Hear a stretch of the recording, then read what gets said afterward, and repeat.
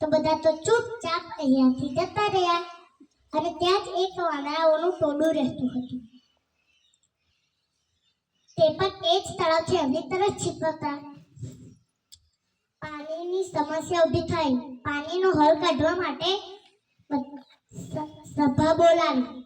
એક સરદાર વાંદરો કહે, તમે જાણો છો કે આપણા ચીલ પર એક રાક્ષસે કબજો કરી લીધો છે. કોઈ પણ એમાં પાણી પીવા ગયું અને ખાઈ જશે. એ કહે, આપણે સુખ શાંતિથી રહેવું છે તો નાના તળાવથી આપણે કામ ચલાવવું પડશે. તો કહે, હા સરદાર, હા આપણે નાના તળાવથી કામ ચલાવવું પડશે. ઘણા વર્ષો વીતી ગયા. એક દિવસ મોટો દુષ્કાળ પડ્યો. નદી અને તળાવ સુકાઈ ગયા, પરંતુ પેલી મોટી નદી ન સુકાઈ હતી.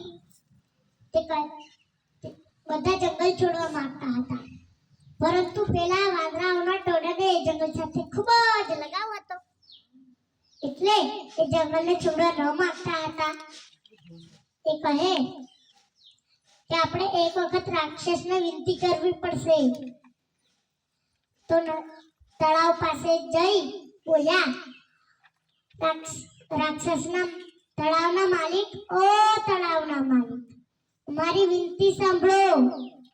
એ લાલ લાલ આંખોમાં રાક્ષસ તો બહાર આવ્યો અને કહે, તમે મારી ઊંઘ બગાડી છે, જતા રહ્યા અહીંયાથી.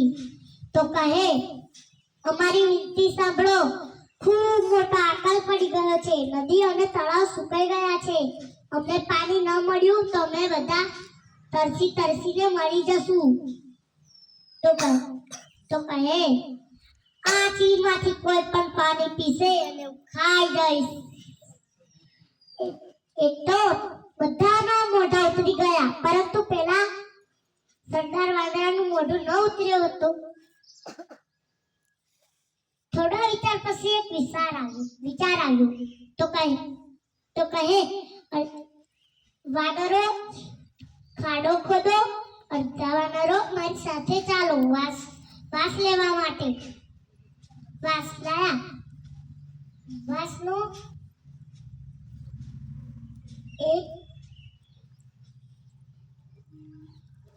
એક ટુકડો નદીમાં નાખ્યો અને બીજા ટુકડાથી જોરથી શ્વાસ ખેંચવા લાગ્યો, જ્યાં સુધી તેમાં પાણી ના આવે.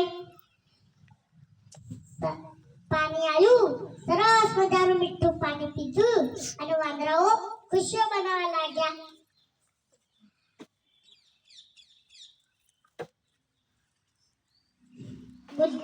બુદ્ધિથી અસંભવ કામ સંભવ થઈ જાય છે.